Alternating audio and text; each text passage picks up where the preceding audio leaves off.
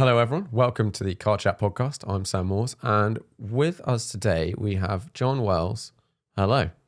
Hello. Good morning. So I realised I sort of almost led on to saying something else and then stopped. Can you tell the audience just kind of like who you are, what you do? Sure. My name's Jonathan Wells, and I am the head of design at Morgan. Joined Morgan in 2009 during the company's centenary year. As part of a very small team, and since then the company and the team have grown and now look after a team of 9 creatives, and we are part of the wider R&D team at Morgan. So you were on the podcast a while ago. So if anyone wants to know more about Jonathan and his sort of backstory and how he got to this point, you can check in, just wind back. There's an older podcast. I can't tell you what number, but I will link it in the description. And we talked about the CXT, I think, at the time as well. So the reason I wanted to have a chat was you've launched I'm going to say new car. I feel like new car is warranted. The Super 3. And I went to see it this morning at the Morgan Works place in London, which I've not been to actually. That's a really cool setup. It's like a kind of showroom. I guess you can go and spec things there as well. A bit of a London base, I guess. Yep. And saw the new car. So okay, let's sort of wind back a little bit. When did this process start? Designing this car? Well, it's interesting you're calling it a car to start with. A few people aren't quite sure what it is, but yeah, I call it a car. Three-wheeled vehicle. Three-wheeled thing. Three-wheeled thing. When did the process start? That's a good question. A little over 2 years, probably, from the first sort of boardroom discussion. Then when we realised and identified that we needed to revisit our three-wheeled vehicle platforms. Predominantly, that was for a few reasons, largely surrounding the engine. That was the main catalyst, really, for change. So you may be aware that the outgoing three-wheeler had an American V-twin motorcycle engine on the front end. This was made for us by S&S, which several years ago are making engines for all sorts of motorcycles and vehicles in the custom world. But towards the later, more recent years, have just been making that engine for us. And that was a reflection of how hard it was to homologate and approve an air-cooled V-twin engine. So on the last round of emissions legislation for the Euro 4 three-wheelers, we had to strangle the power, put snorkels on the car to manage airflow better, and do all sorts of work which compromised the look and the performance drastically. And we recognised we just weren't going to survive another round of emissions and legislation with that engine. So that was the big catalyst for change, truth be told, engine supply. Also, the cost of that powertrain. That V-twin engine was becoming notoriously expensive.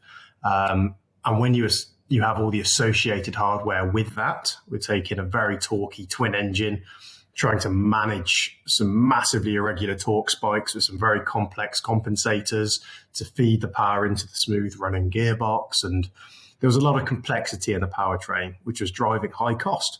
So the three-wheeler, the last outgoing cars were sort of well into their 50s in terms of retail price, which is an expensive toy.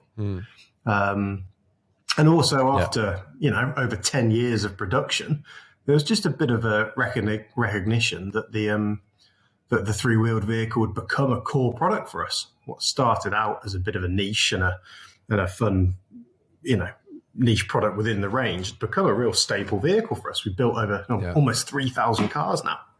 So we recognise that, it's a firm product pillar.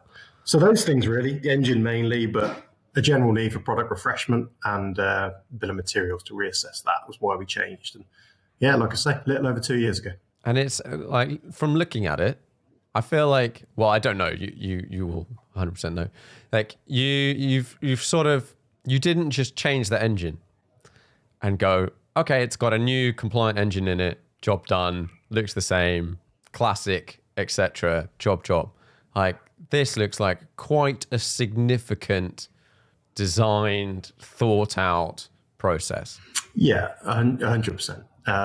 That's totally right, and that's exactly how we appraised the whole prospect of the project. Really, I mean, interestingly, Morgan started with three wheelers in 1909, and throughout, well, right up until the 50s, there were many different variations of the three wheeler. They weren't all with a twin V-twin out front. We had lots of inboard car-derived engines under the bonnet as well of three-wheelers.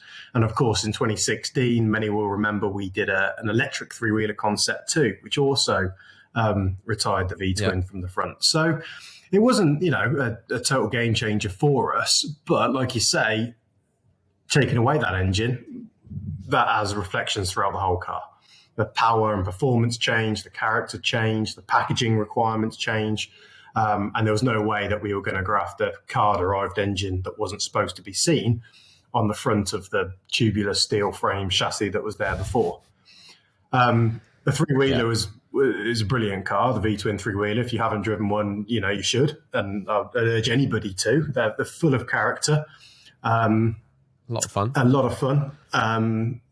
I think it's probably fair to say that with that the V-twin was doing a lot of the heavy lifting for the whole car. So it was not only a very detailed and wonderful aesthetic and texture on the front of the car, it was also responsible for a lot of the character of the vehicle. And, some of the fairly rudimentary engineering around that was kind of forgiven a little bit. Tubular steel frames chassis wasn't particularly, revolutionary. Single skin aluminium bodywork. It was all fairly basic. We recognised that there was a big opportunity, much like three-wheelers in the past have done, to address the performance, the dynamics, the ride and handling, the compliance, and make this even more exciting. Cope with better power, higher power, and broaden the use cases of this car. So, we looked at everything, really, starting with the engine and structure, body. One of the things I noticed is the new car, and definitely let's run through a lot of the details, is to me it looks like you've taken or definitely approached the people that maybe have done and you'll know what's like, some people must have done stupid amounts of miles in their three-wheelers and gone all those other places, and presumably in the process have gone, I'm going to tweak that, I'm going to tweak that a bit, I'm going to tweak that a bit.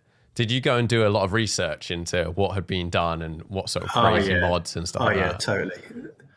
Absolutely. Like I say, the three-wheeler's become a sort of firm product pillar for us now. And the way these cars are used it's actually, to be honest, something we often sort of reference. The three-wheelers are almost motorcycles for car people. The three-wheeler owners are like a tight-knit community. They embrace open-air motor travel. They're completely in the elements. And as such, they need the gear and the accessories and the kit to respond to that. So, you see cars in the car parks with sort of makeshift bungee cords to lash down the items that otherwise would just blow out of the vehicle. Everyone's in sort of heavy-duty driving jackets and ski wear. And they've got luggage racks and panniers and all these DIY solutions to go and have these outdoor adventures, just like you would in a motorcycle. And so what we attempted to do with Super 3 was to look at the way these cars were being used and exaggerate that through design. So three-wheelers typically, they're a big expression of individuality. You don't buy a car like this to be understated. You're not afraid to have a very exciting motor car that your friends just don't have. We wanted to embrace that eccentricity through color and options and individuality with graphics. And we've got the biggest options list we've ever seen on a Morgan before because of that.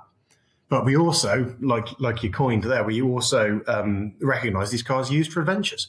So a lot of the options and indeed the character and setup of the vehicle is geared to have adventures. If the old three-wheeler was a V-twin air-cooled scrambler designed for a blast out on a Sunday afternoon, this is definitely an adventure bike. This is the one that you'd pick up and go and have a long touring adventure with, just as well as you would have a blast on a Sunday afternoon. So it's definitely designed to exaggerate those use cases. Exactly. So it's got panniers and luggage solutions for exactly that reason. The materials that we've used, the panniers are waxed cotton canvas panniers. They're designed right from the outset. They were on all of our mileage accumulation cars, doing tens of thousands of miles and testing and durability. and they're developed by Mallet London, who are famed reputation for making fit-for-purpose luggage and accessories for the motorcycle.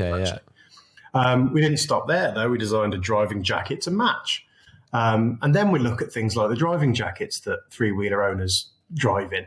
And anyone who's driven any open-top car, for that matter, in the rain, you tend to sort of collect all the water on your chest, which is great, stay dry, but then it just drains down and onto your lap and you end up sitting in it. So we developed a knee guard, which clips over your laps as well. And we really put a magnifying glass over everything and every possible eventuality of how these cars might be used. And it looks like you've made some really like clear design sort of statements, like the big flat sides down the front, and where did that come from? Yeah, well, it's interesting, really. We didn't set out to make any firm statements about anything in particular, or we didn't set out to try and be controversial. Although, if some controversy was caused by a certain decision we've had to make, we've just lent into it. Yeah. So rather than setting out to be controversial, we've kind of not been afraid of being unconformist. Yeah. Some good examples of that are things like those side panels. So it actually comes back to engine, funnily enough. We knew that we had to adopt this car-derived inboard engine. We knew we didn't want that out the front of the vehicle because dynamically that wouldn't have been very good for weight and handling, but also visually, car engines aren't designed to be seen. So we've taken this engine and we've brought that inboard. With that, we've got the addition of cooling packs, and we've got to hold this engine. From the outset, we were adamant we didn't want this vehicle to grow drastically. We recognise Morgan makes small, lightweight British sports cars.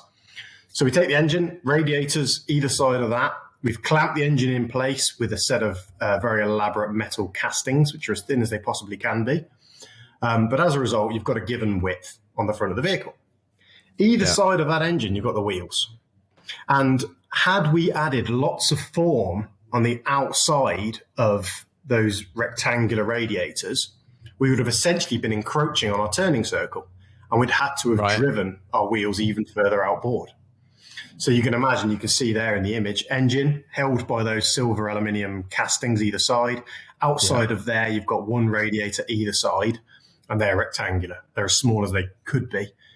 Yeah. Had we put a lot of shape either side of those radiators, we would have encroached on that turning circle. The last three-wheeler had a turning circle of nearly 16 meters, which wasn't great. It didn't really matter for those that have driven a three-wheeler because everyone knows to steer with the throttle in a three-wheeler. But nonetheless, we wanted to make that a little bit more urban-friendly. And had we gone any wider, one, we would have lost that identity as a small, lightweight car. But two, we wouldn't have fit in car transporters or, through some of the doorways in the factory. So really important for us to embrace that turning circle. And the payoff was very flat size to the vehicle. So then we thought, right, how can we make this work in our favour? We also needed to split the air diving into the radiators and exhaust the air behind the radiators. And what we ended up with was essentially flat panels that were acting like diffuser plates. You commonly see diffuser plates on the side of a jet engine just to cut that air between the intakes and the body side.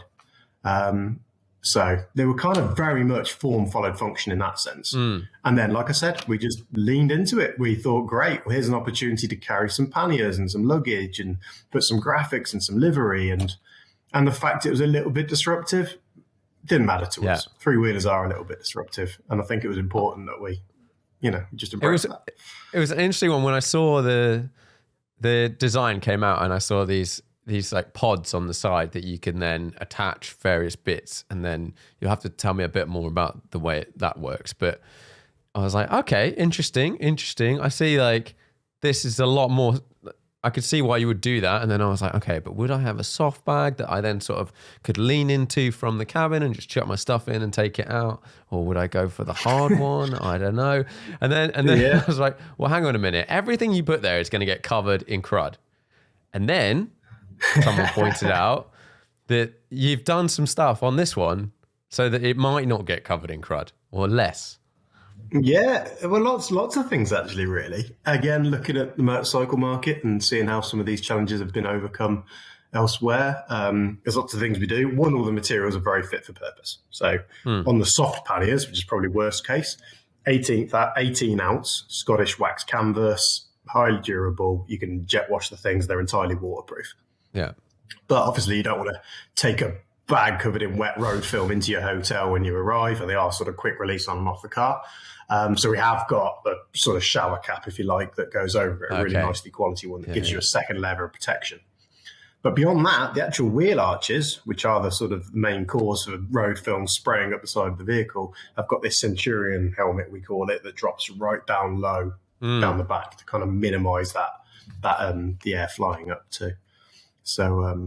So actually, I mean, they're pretty good, to be honest. You get a bit on a really heavily spray on a motorway. They've got bags, obviously, like every part of the car, and you gets covered, you know. But on the whole, they're fairly well protected. And then we do a hard aluminium case as well.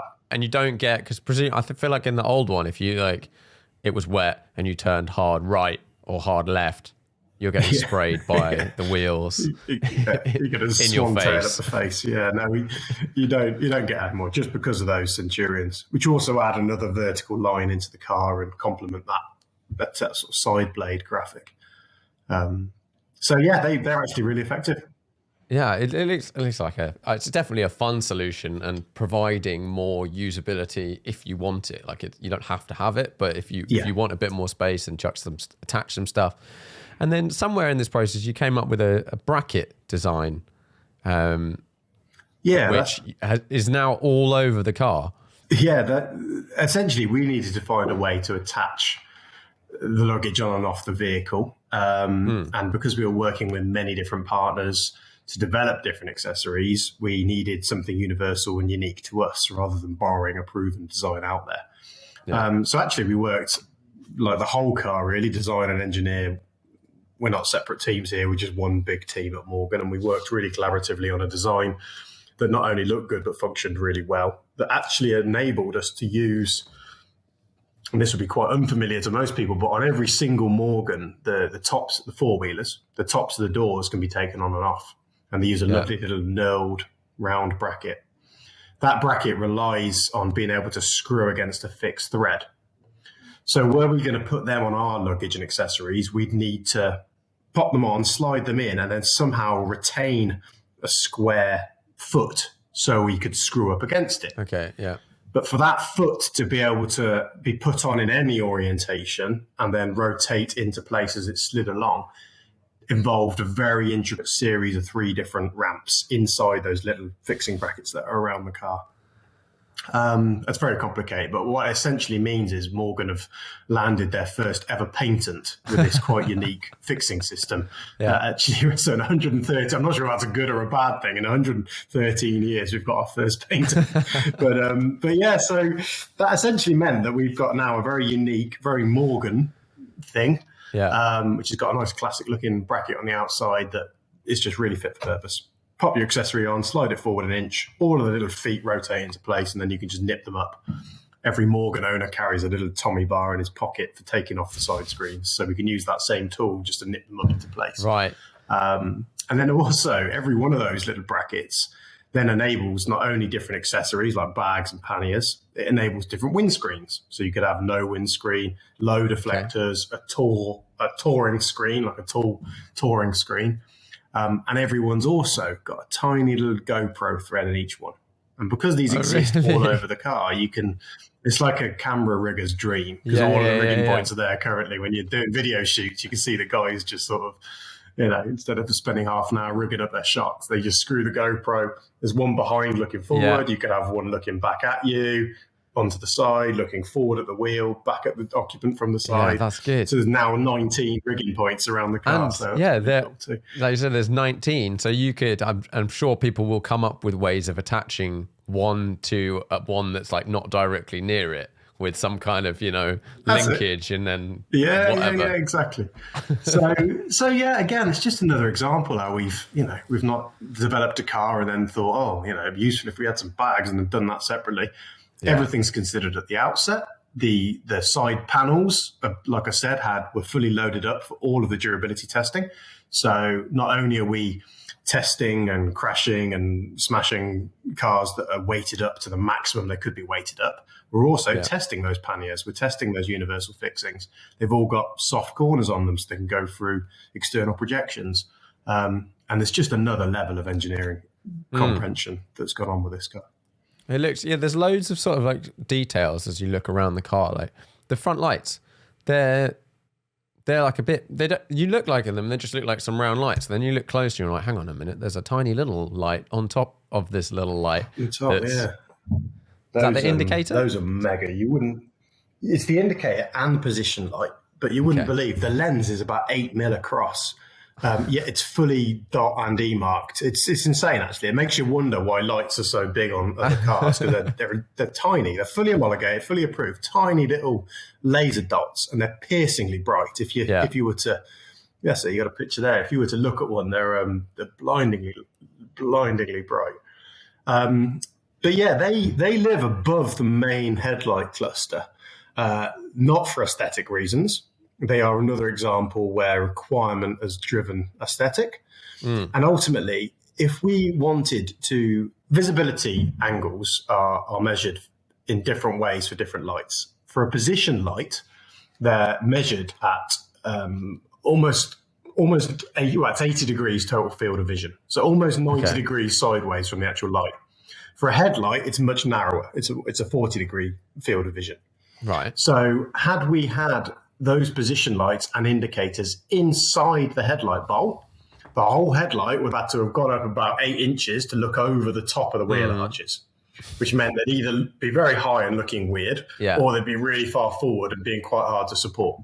But by separating the position light out, we can achieve the field of vision with a position light over the wheel arch, but keep the headlight nice and low slung. Oh, nice.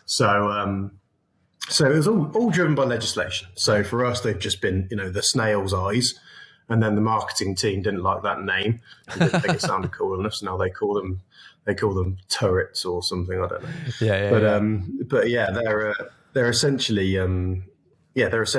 driven by legislation and requirements. And we've just sort of, lent into it a little bit. And actually, they're really cool. When you're driving the car, you've kind of got these little markers now, which you just use to start learning your line through the corners. And can you see them from when you're driving? Feature, actually. Yeah, you can. Yeah, you can. You can see them. You can see the suspension moving and the top of the wheel arches.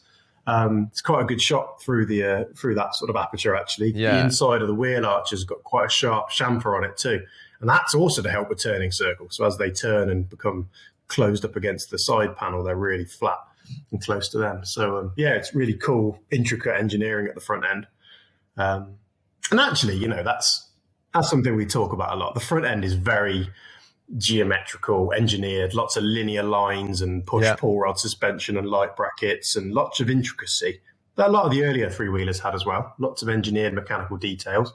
The back of the car is like a fluid seed pod. Yeah. So you've kind of got this car of two halves. It's like a horse and cart almost, the business end and then the coach end. And we quite like that. It's being pulled by its front end. And it seems to have, at both ends, you've got, like at the back, there's this kind of, it's like a structural element that also is the hinge and all of that. And there's another sort of almost like mirroring kind of materials at the front. What's all that stuff made out of? Because it's got a really nice like textured finish on it as well. Yeah, really industrial finish.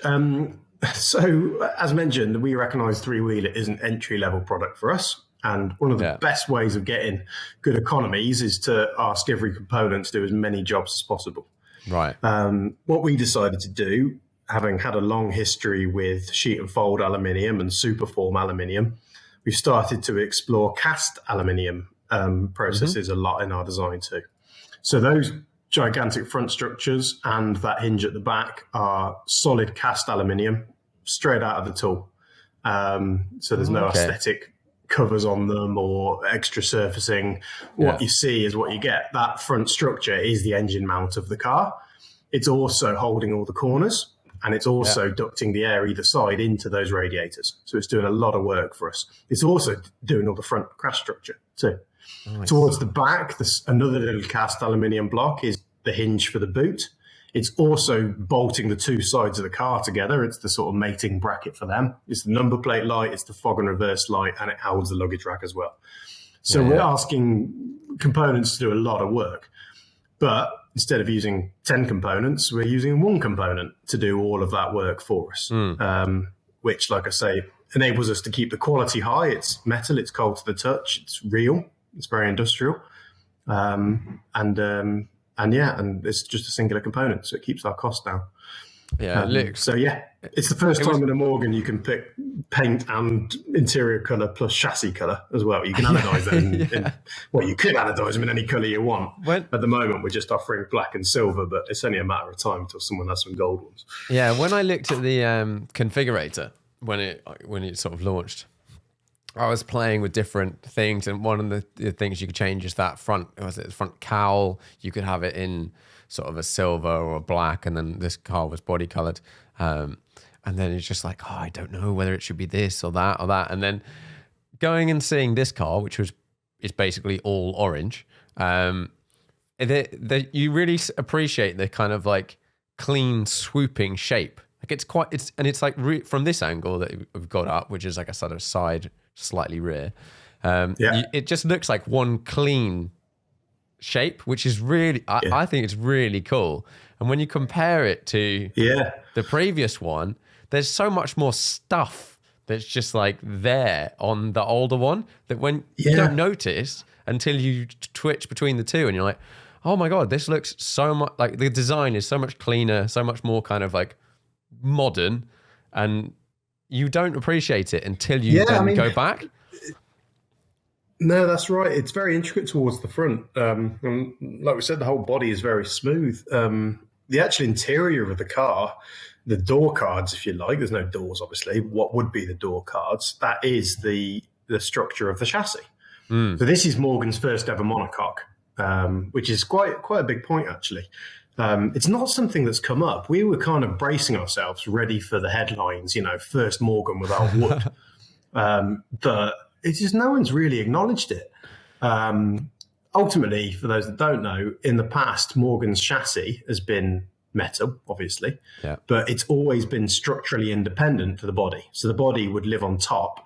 We'd shape it out of wood to enable us to be very flexible in terms of manufacture. We could build different body styles depending on demand.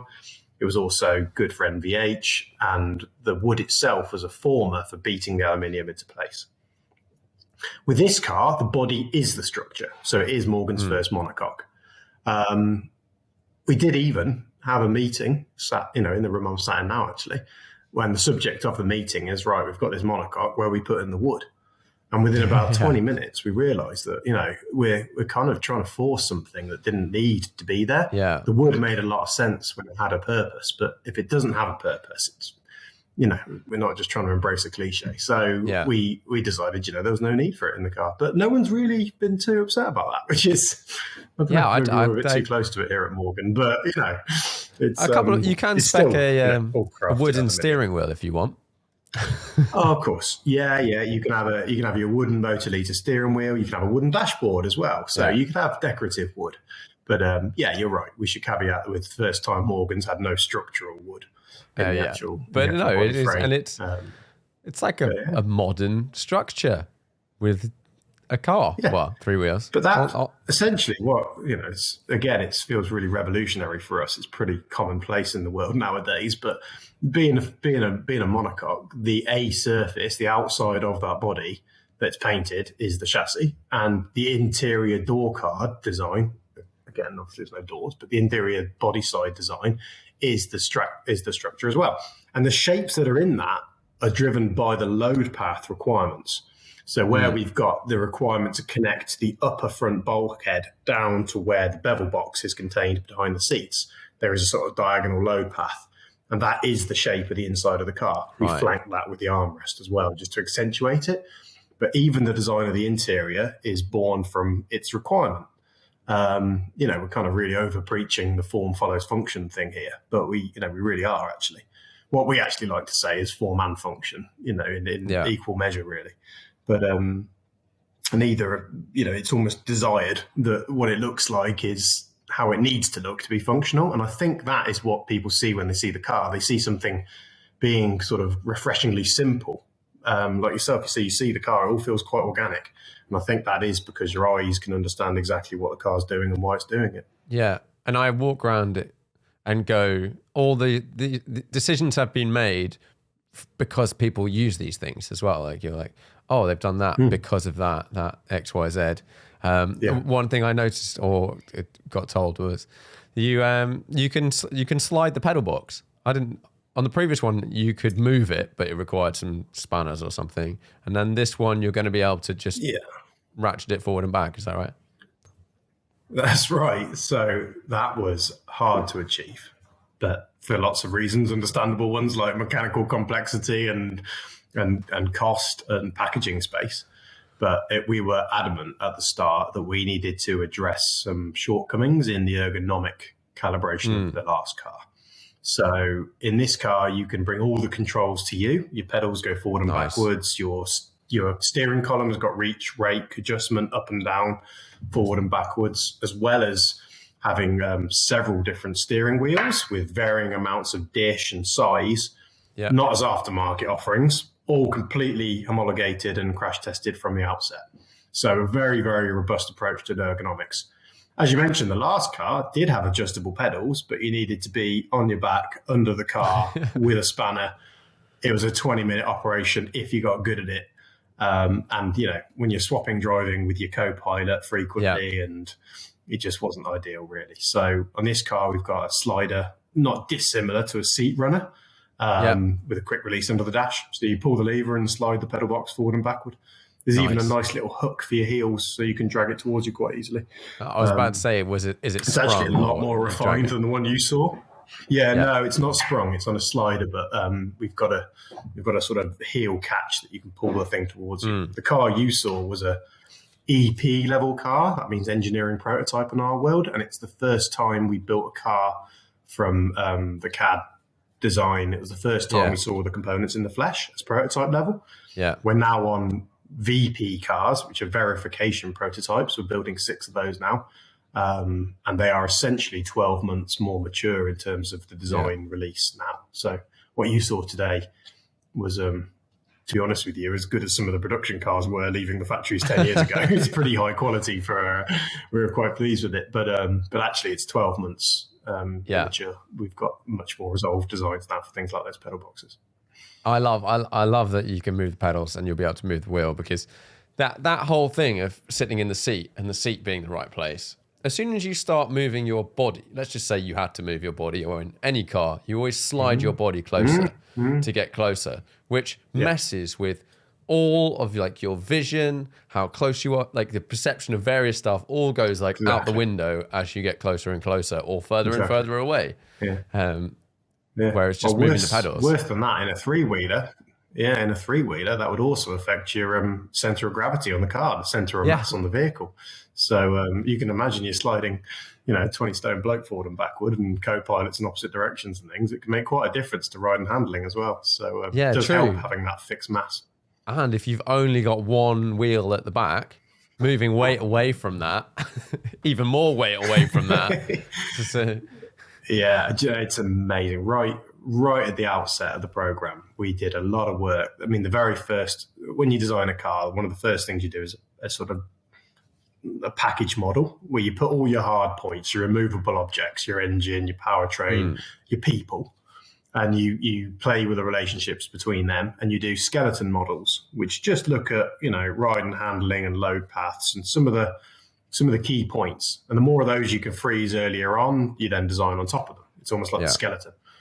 And we worked right from the outset with ride and handling partners. We employed that resource externally, as a big part of our ambition to bring knowledge into the team here as much as possible. And that led a lot of things, actually. That led the exact positioning of the engine. We were nudging that engine block forward and backward in 5mm increments to fine-tune the weight distribution. And it's actually a really small engine. It actually lives under the nose cone rather than the actual bonnet. It's the size of an A4 bit of paper, the block. It's tiny.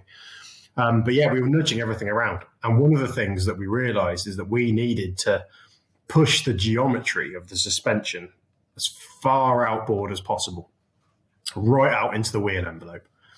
In the past, it had been a bit of a no-go. Oh, we've got to have wire wheels, which meant that, a wire wheel is laced up with a big wide spindle and the spokes are intercrossed like this to give the wheel structure. But that pushes the brakes inboard, pushes the suspension inboard, and you really compromise your geometry. So on this car, we quickly abandoned the wire wheel, pushed all the geometry as far outboard as possible, to the point where the actual alloy wheel rim is wider and further out of the vehicle than the wheel well itself, which is an engineer's dream, because they can fine-tune that compliance and ramp up. But for a designer, we like dish on our wheels. And So we even got into introducing more tire wall and balloon shape to the tires, so we could trick the effect of that wheel rim being so outboard. Yeah, because the tires, lots of the tires look like pretty old school, but they're clearly not. Oh, we love them. Yeah, to be honest, probably the thing we're most proud of. If we had to, if you had a gun to your head to say what are you most proud of on Super 3, it's probably the tires. With the car's small still. It's grown a little bit though. It's about 4 inches bigger than the last one. And the old tires and wheels, they were very skinny and not really suitable to the performance levels of Super 3, which is far and beyond what the old three-wheeler was. Proportionally, they would have looked weird as well. Too small and skinny on the car. Now it had grown slightly. So we developed that tyre with Cooper Avon directly. It's Morgan's design. We even designed the sort of vintage tyre tread on the front, the balloon sidewalls. It's all logoed up with not only Morgan logos, but the Speedmaster brand, which is a vintage Avon brand, which is super cool. We're going to paint those in white at some point. There's some cool stuff for that. And they're speed rated to 150 mile an hour. So they're a real achievement. They are proportionally and visually. They're just really pleased with those corners. So dynamically, I imagine just like all the things you've talked about so far, small engine moved back, everything moved out, being able to redo a whole bunch of stuff. Presumably, dynamically, this is going to be quite different. Or it is different. This without a doubt, it's different. It's like I say, not to downplay the character of the last three-wheeler, which had a very distinctive. You could pull away in third gear, bags of torque, bangs and understeer, oversteer. Yeah, exactly. It was a characterful car to drive, in a good way. This is also a very characterful car to drive, and in our opinion, probably in a better way. It's a much higher revving engine, so straight away the character's different. Instead of being low revving and torquey and thumpy, this wants to rev. All of the power is about 6,500 RPM. The engine revs to about 7.5, so you're right up there in the rev range to find that power. When you do, it's a 3-cylinder engine, naturally aspirated. It's like inline 3, so you get a nice kind of warble, a nice induction noise, and it sort of rasps as you start getting up into that power band. It's a car that kind of rewards you to drive it quite hard. Nice. The overrun on the gear and on the engine is all really nice sounding as well. And even at low speed, it sounds great. It's like it's got that sort of half a flat six kind of sound. So very characterful car in that sense. In terms of how it turns in and how the suspension's set up, it's, I don't understand the science some of these guys are put into calibrating that. It's black magic, but it feels great. It's just a really fun car to drive. Where did the name come from? That's a good question, actually. To be honest, Morgan and the name Super is not a new relationship. Right back to the 1920s, some of the early three-wheelers had Super in the title. So we had an F Super, which actually had a forward engine as well, inboard.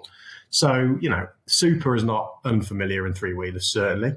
And then throughout the years, we've used Super on the end of four-wheelers to differentiate the slightly higher performance cars. So we had an Aero Super Sports, a +4 Super Sports. There was Super Aero three-wheelers. So Super really is just an extension of performance and power. So it kind of made sense for this car. Morgan three-wheeler Mark II didn't feel right. It's a very different proposition. It's a very different vehicle. Like I say, if you were fortunate enough to, you'd have both in your garage, not one or the other. And because it felt different, having a Mark II didn't feel quite right. So he wanted a new name. It's a different character.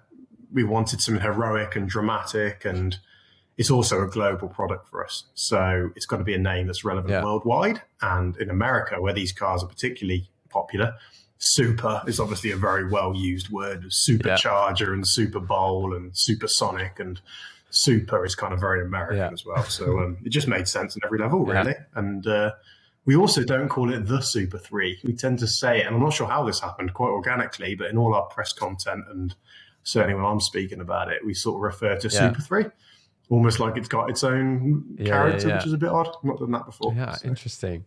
The performance numbers. So this is like 118 brake horsepower. It's a bit heavier than the old one. The acceleration numbers you put are about the same. But it's got quite a lot more power than the old one. That's right. So we are hedging our bets a little bit on there. So at the moment, we're going through all of the final homologation legislation. I'm waiting for the weather to get a bit drier before we confirm the final figures. Unsurprising, like you say, it's a minor gain in weight, a lot more power in the engine. This is undoubtedly going to be a quick if you can put the traction down, power down. If you can put the traction down, yeah, exactly. Some of the figures previously quoted on three-wheelers were written a long time ago. I'm not even sure where some of them came from. But it's funny. You speak to three-wheeler owners, they all have a different answer. Some are just going, there is no chance you're going to make the sort of figures that are being quoted because you just can't get the traction down, like you say, especially with that much torque. But, down a hill with a wind behind you and sticky rubber, you might have got some of the figures that were being talked about on the old three-wheeler. But nonetheless, you're right. Traction is a limiting factor in terms of that overall acceleration.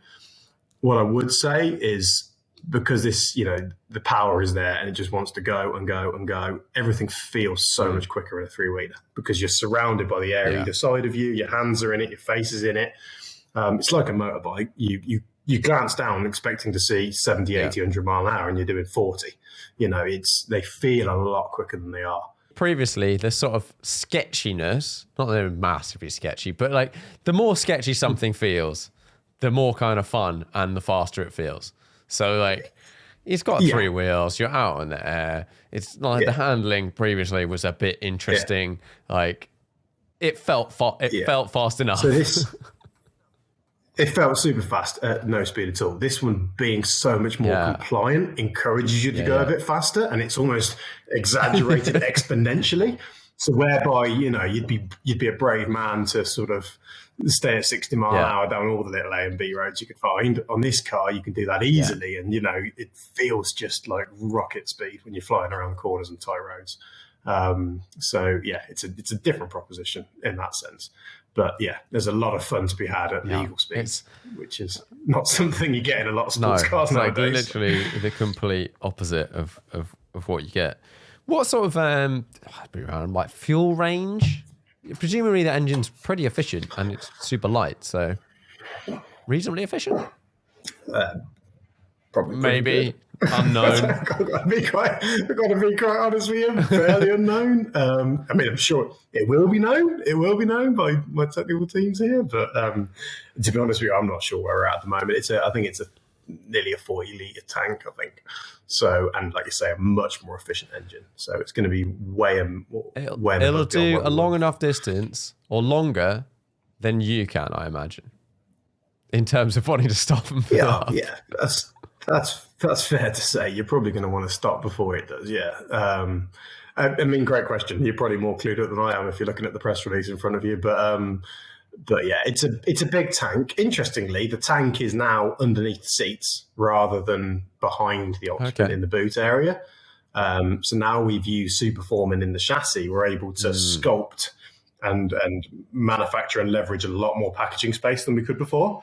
So we've now got the fuel tanks down lower, which again helps with that center of gravity and that riding compliance. Nice. It's got you've got sat nav. Yeah, there's another world first. So we partnered with a motorcycle brand again called Beeline Moto, which do this mega little. It's a tiny little round display. It's like the size of it's about 2 inches probably, and it's got a very simple UX user interface whereby there's an arrow and a countdown, and when the countdown reaches 0, you turn whichever way the arrow's pointing. And before it reaches 0, the arrow's kind of pointing roughly in the direction you need to be. So there's 2 graphical elements, and it makes you wonder why you need anything else. You set your destination. It's driven by Google Maps. Oh, okay. So it's all live and up to date, and it runs off a Google Maps app. So there's no danger of it being out of date or not knowing what it's doing. If you decide to go a different route, it just updates quietly in the background and gets you there, with whatever parameters you tell it to do. Take me on the scenic route, take me on the fast route. And it's just, like I say, 2 very simple graphical elements. It's about the most Morgan sat nav you could get. It's just no clutter. It just does what it needs to do. It's an option. You don't have to have one, but it's a world first for us, as is a few other things actually. World first monocoque. We were listing them the other day. World's first monocoque, world's first patent. We touched on world's first cup holders. They're actually on the panniers. So your cup holder is outside of your car, which is novel. And you access it by reaching it there. But to get it, you need to buy the pannier and the universal fixings. So it's also probably the world's most expensive. But you could mount it wherever you like in the car. In theory, you could use your universal. We do a cup holder on the pannier, but then we also have the universal fixing, so you could position it virtually anywhere. I quite like the idea of having it on that, like just in front of your hand, but just outside the car, like a bit like That's it. With Porsches. Historically, the cup holders were in front of the vents. So you could either have it cooled or heated, depending on how the weather or whatever. In this, you could have it outside the car. It's going to cool your drink down. You could have it inside the car. It's going to warm your drink up. It's funny. It's funny you say about Porsches. Was it the 918 Spider had it on the between your legs? Did it? In front of the seat? I think it attached to the seat runner or something. I've not seen that. Yeah, it was a real after. You could see it was an afterthought. I mean, we can't talk because we don't have a cup holder on our 4-wheel vehicles. We've never managed to achieve that. So all credit to them. But I think we were looking at that recently. Interesting places to put a cup holder where there's just nowhere forward. The sort of tech-wise, you've got seat heaters. Is there going to be a heater for the car? Another world first. We've got a heater in our 3-wheeler as well. Yeah. So that was following some work we did with some focus groups, and actually, huge following for 3-wheelers in Sweden.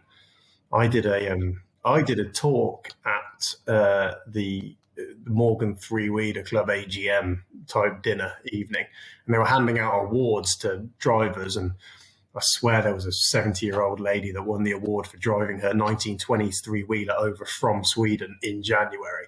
They're a seriously hardy bunch. But actually, one of our Swedish dealers sat in the meeting and said, look, we're a pretty tough bunch, but a footwell heater would be great if we could get one. So we considered that, and now we've got a water-cooled engine, much easier to plumb in a HVAC. So we embraced that, and we've got a little heater unit if you want it. Doesn't do a great deal at 100 miles an hour, truth be told. But, sat idling in traffic, it certainly gives you a bit of a... Yeah, as soon as you start slowing down for some reason, you get a bit of toasty toes. The displays and stuff like that, it's got 2 displays. What can you change what's on those, or what's on those 2? That wasn't really on when I had a look. No, but interestingly, they do flip left to right depending on the territory in which your car's purchased. Being in the centre of the car, you do end up looking past the steering wheel a little bit, and there's no doubt that one screen is slightly more visible than the other one. It's a bit of a quirk of all Morgans, actually, because we have all of our dials in the centre of the car. But to be honest, they're both legible, and they are electric digital displays this time. They're fully enclosed in a waterproof box. And everything on the car, all the switch gear, all the interior fabrics, we've got new waterproof leather and a technical fabric we're using for the first time. All of the interior is IP67, so you can jet wash it. Okay. And actually, if anyone sees the promo film we did for 3-wheeler, we shot a lot of it on a beach and flying through sort of shallow salt water. And the cars were just covered. And we knew we were going to get shot if we brought them back to base looking like they did. So we did actually jet wash them all inside and outside everywhere. And they're totally waterproof. So, again, like a motorbike, you wouldn't want to leave it outside in the rain and risk anything going wrong. And we kind of took the same attitude with the 3-wheeler. You're not going to stop the rain getting in. So you might as well, manage it when it does. and everything's fully waterproof. So those dials are just a waterproof seal. There was one thing I noticed: the handbrake and the gear stick are, let's say, the gear stick's on the left, the handbrake's on the right. In a right-hand drive car, is that the same, or is it flipped? It is. And I'm pretty sure. Which was it designed for? Was it right-hand drive or left-hand drive? Like, which is one of those ergonomically easier? Both of those. No, they make no difference, to be honest, because you're reaching in from, your elbow is above the tunnel. It's such a narrow cockpit. Your elbow is above the tunnel when you get to the gear stick first. So, it's a reach to one side to get the fly-off handbrake. So neither is compromised. Your leg rests against the side of the tunnel rather than the handbrake, so neither are compromised. But both of the handbrake and the tunnel and the gearbox, are carryover. So from engine backwards, it's quite familiar territory in terms of powertrain. You have a Mazda MX-5 gearbox, fly-off handbrake, which is something that we've had on all Morgans. We didn't have it on. We've had that on all four-wheelers as well as three-wheelers. It was on the old three-wheeler too. Behind the gearbox is a prop shaft. The prop shaft hits a bevel box that turns 90 degrees for the final drive, which is a belt on the rear wheel. So all of that's very familiar. We did totally re-engineer the bevel box, but it's very familiar architecture to us. We like a fly-off handbrake. One, it doesn't get in the way of your elbow in such a tight package. But two, there's something quite nice. With a fly-off handbrake, you pull it to use it, but it won't engage unless you push down on the top. So you make a conscious decision to lock it on opposed to just grabbing it. So if you want to quickly shuffle the back wheel around, it's just it's a fun engagement, the fun thing to use. So with the meshing of the new engine and that existing transmission, etc., presumably that was like a lot easier than the previous engine. Yeah, absolute dream compared to where we were before.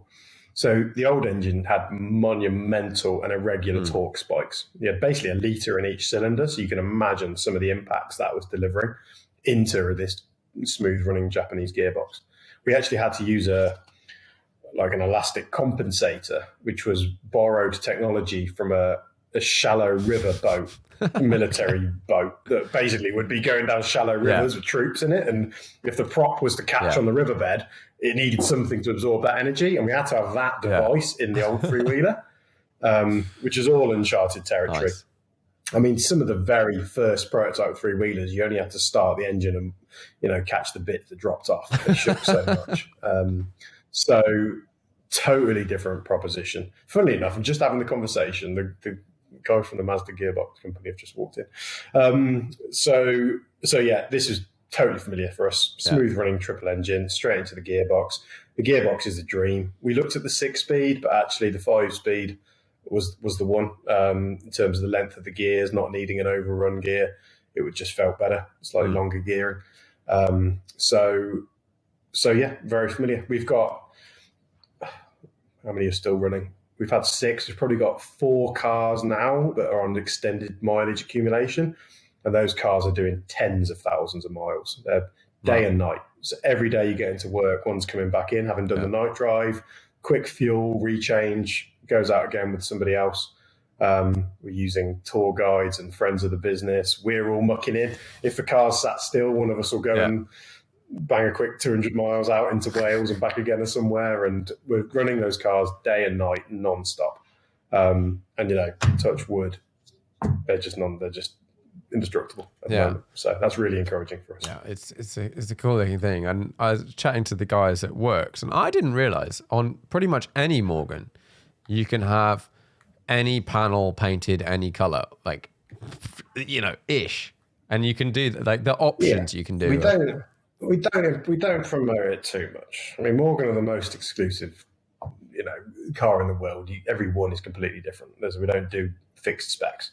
So, anyone can do essentially anything they want. Two-tone Morgans can go a bit wrong, truth be told. You've got to get the right, especially when you're mixing in hood colours and interior colours. You could have 4 completely different colours, and in 4 colours, there's a good chance a couple of them aren't going to work too well. So that's why designers often try to put guardrails in, some constants, just to kind of make sure that it makes it safe. And that's what we did with Super 3. It's been designed in such a way that you can change the side panel colour, and you can change the chassis colour, and you can change the body colour and the cowl colour. But it's done so in such a way there's not really too many wrong answers, although seeing some of the specs people are sharing, I'm glad that we've helped that journey out. So by that, what we did is we introduced 3 themes. They're not different models. They're not fixed specs. In fact, of course, we'll build you one if you wanted it, but you can't even buy a particular theme. They're just style guides. We do a contemporary style guide, a classic style guide, and a touring style guide. And that reflects exactly what we started talking about today, the use cases of the 3-wheelers. One's designed for adventure. It's got all the panniers and accessories and sat navs and big windshields on it. One's designed for big expression of colour. And one's designed to be very traditional and reflect our heritage. So you've got the contemporary cars there, teal blues and coral oranges and yellow and white, and they're quite matched, bold colours. The classic ones, you've got a British Racing green and a nice sort of squadron blue. And then on the touring ones, you've got desert and Arctic and camel trophy yellow, and you've got some different themes there too. But truth be told, they're just a way to help you get somewhere near what you might like. It gives you a starting point, and from there you can then tweak and change and make it your own. I've been speccing cars with customers, and we've been starting with a contemporary one, but then going, oh, you know what? Actually, I want the panniers and I want the sat nav, and you soon end up blurring the lines. This level of choice freaks me out a little bit, to be honest. It's cool. It's cool to be able to play with, but no, you're right. It's daunting. It can be a real challenge, and it can actually be, quite a scary thing. A lot of people want confidence in knowing that what they're going to build is going to look good. And that's why we're trying to build as many different colors and get them out there in photography, and so people can, have some confidence in what they're choosing, because it can be daunting. You're totally right. And you just you can lose hours on that configurator as well. I started playing with it for a little bit. Little in-house. Have you got a competition? Yeah, there's a little in-house challenge going to see who can spend the most money on one at the moment. What's the most someone spent? I'm not going to say. 100? I'll have the marketing team shouting at me. No, you'd never get to 100. You'd never get to 100. Although, challenge them. Yeah. But I thought I would like this in titanium. You're like, okay. I mean, that, to be honest, where it starts getting expensive is when you can't decide between some of the accessories. So with those universal fixings, you could have the metal laser cut side panels, which look super cool. I love the look of that. But then you go, well, actually, it'd be nice to have a pannier, because I can just bundle stuff in there and, just go touring. And actually, you know what? If I was in the city centre, maybe the hard lockable aluminium one is a bit more practical. And you know what? I'm going to use this car for different things, so I'm going to interchange. And at that point, you're buying lots of different accessories. That's when it starts getting expensive. But you want them for the different use cases. What's nice is you can equip universal fixings, and then you can come back in a year's time and change the use cases. You could buy some different accessories in future. So, and that's what we see with current 3-wheeler owners. You've got to live with it for a while before you start. So the one we're looking at now, we're just spinning around a configurator.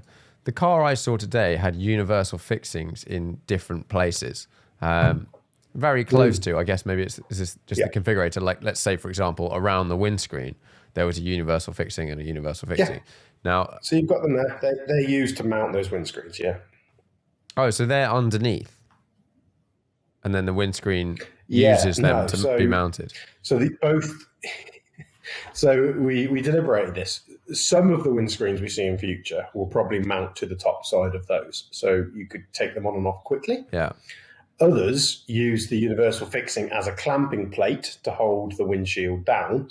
That is so you've still got access to the top side for things like phone holders and other bits and pieces you might plug in the top side. So in that image, for example, the universal fixing is used top side. So you can still access the keyway on the top.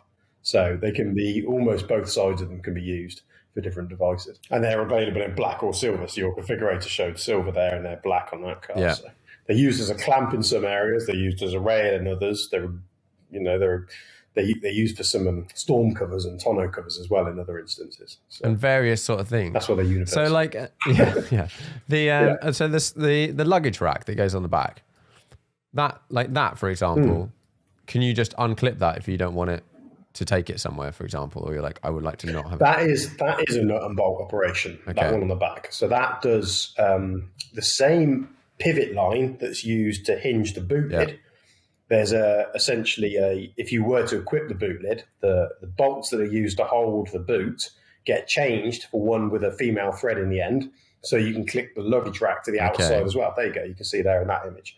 And what that means is they both share the same pivot. So you can open the boot and luggage together, or you can just lift the luggage up, and they're not fighting against each other in that sense. So they share the same mounting plate. They do have to be held very robustly. You could imagine if you had a couple of dry bags on top of there full of stuff and maybe an extra fuel can, or you could have quite a lot of weight there. And you don't want it acting as a gigantic air brake on you. It flips up backwards. So that will need to be bolted a little luggage bit more against securely. the floor. It holds bonkers. I think it's tested at sort of 65 or 70 kilograms or something. So looking at that space, imagining putting a big like dry bag on it, that's like a lot of luggage if you went for that. Yeah, there's tons. Yeah, when we were up in we shot one of the scenes in a quarry in North Wales, and we were there for 3 days. We did film and photo and some static stuff, and we had everything on that car that we were using to actually camp up there. So we had all our photography kit, we had the tents, we had some dry bags, some sleeping stuff, and we were just there on what it's like on these shoots, sunrise to sunset. You might as well just stick a tent up and sleep for 4 hours around a fire and then start again the next day. So we had that car fully loaded with everything we could get our hands on, and it was bouncing around those rough tracks. Nice. It's great. Nice. They gave us a bit of a taste of actually how much fun it would be. I'm not sure many of our customers and clients would go camping in theirs, but I would. I'd take my son and it'd be fun, wouldn't it? I'd take him and go and there too, right? Go and stick the tents and the campfire and things in the back. There's something about the sort of harder road or the harder route that makes it so much better. If you just have a massive super camper machine thing that you turn up, get in that, and then drive home the next day, like that's not an adventure. And you make conscious decisions about your adventure you're having as well. I'm going to have to leave this at home and take that, and you kind of planning your trip is as much part of the trip. If you can just fire it all in, it's kind of not as you're not readying yourself. True. You're not getting yourself in the right headspace. Right. Well, to be honest, I think it's super cool. I really like it. I prefer it to the old one. Having not driven it, so I'll reserve the sound and driving dynamics versus the old one. But just now, it's one of those designs where you see the old one and you're like, oh, whoa. This suddenly the old one looks completely different because I've seen this evolved, more modern, and I rate all of the design changes pretty much. For the various reasons that we've discussed. I'm like, yes, that will make it better, more fun, like a better car to use, and all of those things. And it's an evolution and whatnot. I like it. I'm looking forward to having a go at some point. Yeah, that's really cool to say. Thank you. I think ultimately I'd encourage everyone to try and drive both. Yeah, they're kind of both are so exciting and they're so much fun. One's a biplane, one's a jet. They're total different experiences. I think if you were to want to live with it and use it a lot and consider commuting in it a bit and having more adventures, then maybe Super 3 offers a little bit more on that front. But they're both brilliant. Yeah, lots of fun. And right. So lots of fun. I normally wrap these up with 5 questions. You've been on the podcast before, so I will ask a few of them. Brutally hard, impossible to answer 5 questions. Yeah. So I'll just narrow it down to 2. Most interesting car to you at the moment, and I am going to say you can't say Super 3. I'm trying to think what we're looking at. We're in quite an interesting transitional phase at the moment. Something we didn't actually touch on at all at the moment was electrification. EV3. There is no doubt that Super 3 does not only look backwards, but also look forwards in terms of that sort of thing.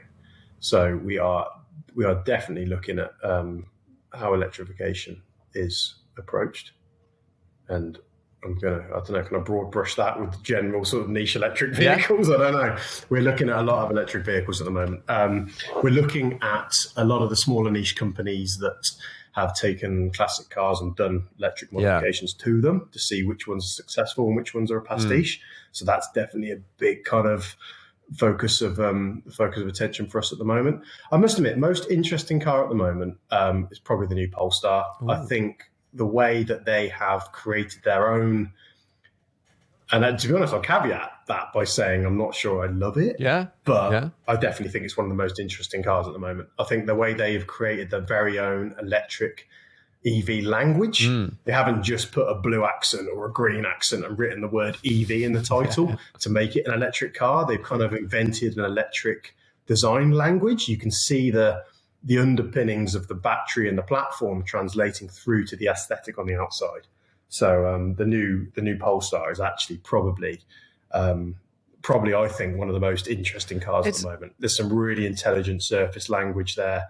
But you can see almost, especially on that side view, you can almost see a nod to that electric underpinning and the battery sitting beneath the whole car, and then a very intelligent body popped on top of that. And they've just really lent into this new electric design language. So, yeah, I think that's one of the most interesting cars at the moment. That's sort of setting the standard for sports. Polestar doing some cool stuff at the moment. Like this, and you see all of their cars, you're like, oh no, they're really just sort of like slightly stepping out of this old mold that everyone's in. Yeah, and their brand confidence is just brilliant. The way they present everything. I love listening to their designer speak, and so I think really interesting stuff at the moment. That's probably a very interesting car to us. Yes, so with an EV3, presumably one of the problems you run into with a three-wheeled situation is you've lost a lot of that space at the back between the wheels in terms of packaging. So getting a big battery pack you're not going to be able to get a huge battery pack in something like that. So then you run into the range motor, etc. Yeah, that's right. Yeah. So for us, I need to be careful. I'm not talking about too much too freely. Sat in a design studio having these conversations every minute of the day at the moment. But the rest of the world hasn't caught up yet. We've just done Super 3 publicly. So I've got to be careful. I'm not talking about too much. What I would say is we are not about to launch an electric car in the next 24 months. Yeah. This is some time away. But what we have done on Super 3 is we talked about the monocoque. All of the structure and all of the investment has been put into those body sides. The bit between the body sides is actually fairly simple folded sheet aluminium. So you laser cut sheet of aluminium, the rivets hold the thing together while the glue dries, but they also sort of self-jig. So there's no tooling, there's no pressing, there's no big investment in cost. So those flat sheet metal folded parts between the superformed body sides are currently calibrated for a gearbox, engine, fuel tank, could quickly be recalibrated for, say, a battery pack and an electric motor, for an example. Yeah. So with relatively low tooling costs for us. So we've considered in the architecture design for Super 3 how we would quickly and easily recalibrate that to take, like you say, the constraints of batteries and motors in such a small envelope. So we've invested in that possibility going forward. The finite detail of how we're going to do it, I won't get into too much detail of today. But we certainly are investing in being able to do it. But you're right, it is a challenge. And you have to also use a bit of a crystal ball. Where are electric cars going to be in 2 years? Range anxiety has obviously been a huge thing in the past. Perhaps in 2 years' time, realizing that you're going to plug it in every night when you get home. And actually, like we said earlier, you're not going to go touring for 5 or 6 hours straight without stopping for lunch. No. Actually, do you need to have a 350-mile range in a car like a three-wheeler? I'd suggest probably not. If not now, then certainly in 2 years. You probably won't be expecting that. So that certainly means that we can focus on power and dynamics more so than not range, having which helps us. A motor that's like, you don't have to put in a massive motor in to lug like a ton of weight. And then all of that. Yeah. That's very helpful. Yeah, and I mean, and at the moment, I mean, I don't know if you've considered investing in electric cars yourself. I've got an E208, and you look. Oh, okay, cool. I'm not myself. I don't have one yet at the moment, but I was, I'm considering it, and you kind of immediately drawn to those figures, range and power and charge speed, and I don't know. I think people hopefully will start seeking other experiences when the sort of straight line acceleration and the range trump figures and things become less important and more normal. People will go, right, how can I get a car to move me more emotionally? And I think that's when Morgan will stand up and do an EV3 or something bonkers and, kind of change perceptions of how fun electric cars can be a little bit going forward. But I could see. Yeah, it'd be interesting to see. We're certainly keeping a north eye on that sort of stuff, how culturally electric cars are being perceived. Yeah, I think they're not culturally, definitely in the car world. They're like, there's people that are okay with it, and then there seems to be a bunch of people that are so anti it's not even funny, and I truly do not understand that stance. So I have an E208 that I lease because we're sort of dipping the toe into the water kind of thing. I use it for short journeys and around town and that sort of stuff, and only charge at home, which not having to go to a petrol station with that car is amazing. I love it. But it's weird. It's like until you don't have to go to a petrol station, you don't realize how pretty disgusting petrol stations are. And then you go with, I've got a petrol car, and you go to a petrol station, like, oh, bugger. But as a thing, that's it. They do a job very well. And is what it is. Decent transport and that's it. It's a really interesting question. How do you engage mechanically with a car? And when we had EV3s running around, the electric three-wheelers, they were a completely different experience. You hear the tires all of a sudden on the road. You hear the wind a lot more. It's not just drowned by engine noise. Your other senses start coming into play because you're not just bathed in noise. You kind of start feeling the wind pressure a bit more, and your other senses kind of step up a little bit. And it can still be really visceral.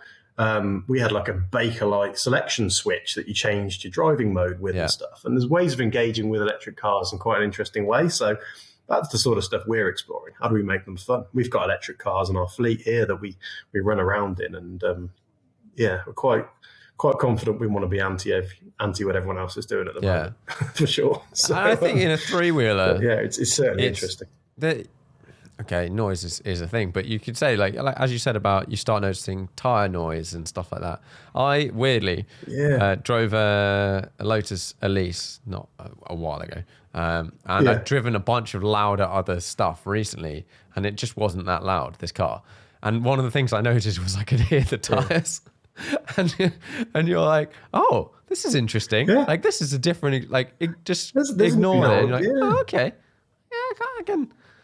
Yeah, and you start listening to changes in road surface and how that might affect, and it informs how you're driving as well. And don't get me wrong, when you put an electric motor in a Morgan with, a single skin of aluminium between you and it, they're quite noisy things when they're not overly insulated. They kind of squeal and whir, and ours kind of sound like spaceships. But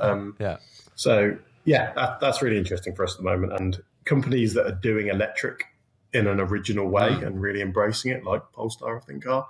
They're definitely interesting to us. Yeah, it's a good one to watch that space. The reason I leased my car is I just thought 2 years' time, everything's going to have changed so much. Like, there's going to be a lot more vehicles on the market. The tech's probably changed, battery, whatever, everything. And we'll see. But it must be difficult to sort of be planning for that. Right, 5-car garage. Oh, no, we had this one before as well, didn't we? We did. 5-car garage, I would have a Super 3. I have, like before, I'm going to have a two-wheeled vehicle in there because I couldn't survive without having a motorcycle of some sort. And actually, I've just spent very, very little amount of money on a very, very awful motorcycle, which I love, which was a 1992 Honda Dominator, which is a big single-cylinder thumpy thing. It looks like a bit of an old Dakar bike. It's bright red and has the words Dominator in Baywatch font on the side. Nice. It's just, It's just so crap. I love it. It's just super fun to hoon around on. So I'm going to keep that in my garage. I am going to have a Series 2A or maybe Series 3 Land Rover. Again, I think that's staying in my garage from last time. Just a useful tool for doing everything with. I think I will have Polestar on the fleet. Yeah. And then the new one. And for my last vehicle, I am going to have another Morgan classic. I'm going to have a 4.4 that we don't make anymore. Controversially, I'll get shot for saying that. 1600 4.4, which is a brilliant little engine. It's a Sigma engine. It weighed about 800 kilograms. Skinny tires. Super revvy little engine. It was actually an engine designed by Yamaha. So it revved through the roof and was just great fun to drive. And that for me kind of epitomizes lightweight British sports cars. Doesn't go around a corner very well, but lots of fun to do it. And that would be my sort of go-to clean conscious petrol car. Super 3, just because love it. I'll keep the motorcycle. I'll have a Land Rover. And then I think I need to own an electric car. I've got quite a long commute to work, so Polestar's the boy for me. Nice. That's my 5-car garage at the moment. Yeah. But there's so many cars like before that you'll think of after you put the phone down and go, totally. Shit, why didn't I say that? So this actually leads me, that 4.4, onto a question.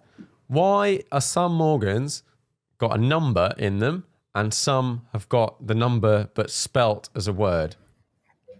We've just been mapping it. We're looking at new product stuff at the moment, and we've just been kind of mapping this out to try and make some sense of it ourselves.